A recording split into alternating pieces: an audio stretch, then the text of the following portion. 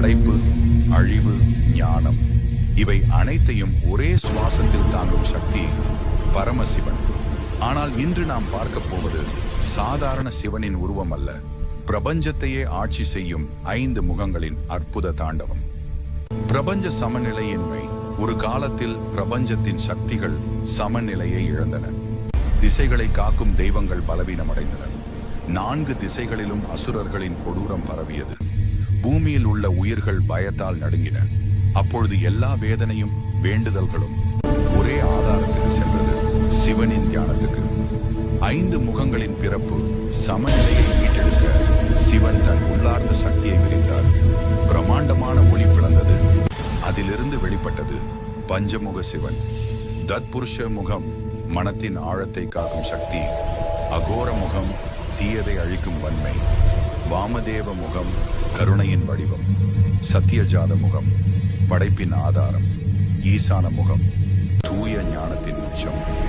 இந்த 5 முகங்களும் சேர்ந்து சக்தியின் சக்தியான பரமசிவனை உருவாக்கின. தாண்டவத்திற்கான ஆயத்தம். அசுரர்களை வெல்ல ஆயுதம் தேவையில்லை, சிவனின் தாண்டவம் போதும். காரணம் தாண்டவம் மட்டுமல்ல, அது பிரபஞ்ச தாளம். அது படைப்பும் அழிவும் ஒன்றாக ஆடும் கணம். சிவன் தன் 5 முகங்களையும் வானத்தை நோக்கி உயர்த்தி தன் கால்களை உயர்த்தினார். பிரபஞ்சம் முழுவதும் நடுங்கியது. பிரபஞ்ச தாண்டவம். அகோர முகத்தின் தாண்டவம். ருத்ரா ருத்ரா என்ற தீ வேகத்தில் ஆகோர முகம் உரத்த நாதம் எழுப்பியதும் அசுரர்கள் பீதியுடன் ஓடினர். சத்தியஜாத முகத்தின் படைப்பின் தாளம். ஒவ்வொரு தாளத்திலும் புதிய ஒளி சக்திகள் பிறந்தன. அவை திசைகளில் பரவி நன்மையை விதைத்தன. வாமதேவ முகத்தின் கருணை அலை. அவரின் மெல்லிய நாதம் பூமியை அமைதியால் நிரப்பியது.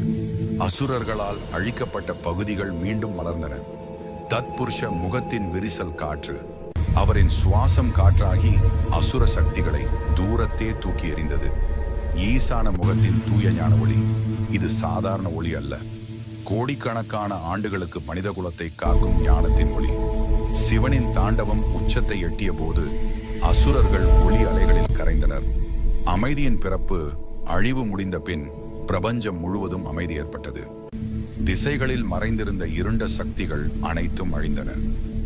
பூமியில் உயிர்கள் மறுபிறப்பு பெற்றது போல ஒவ்வொரு தாவரம், ஒவ்வொரு காற்றும் புதுமை பெற்று வாழத் தொடங்கியது. பரமசிவனின் வரம். தன் தாண்டவத்தை முடித்து சிவன் மனித குலத்திற்கு வரம் வழங்கினார். எங்கு என் பஞ்சமுக வடிவம் தியானிக்கப்படுகிறதோ அங்கு ஞானமும் அமைதியும் பாதுகாப்பும் நிலைத்திருக்கும். திசை தெய்வங்கள் தலைவணங்கின. ரிஷிகள் தியான சக்தி பெற்றனர். பூமி முழுவதும் தெய்வீக ஒளி பரவியது. பஞ்சமுக சிவன் என்பது ஒரு உருவம் அல்ல, அது வாழ்க்கையின் 5 பாதைகளுக்கும் தேவையான 5 சக்திகள். படைப்பு, பாதுகாப்பு, அழிவு, கருணை, ஞானம். இவை அனைத்தையும் நம் உள்ளத்தில் விழிப்பதுதான் உண்மையான சிவபக்தி. ஓம் நம சிவாய. ஒரே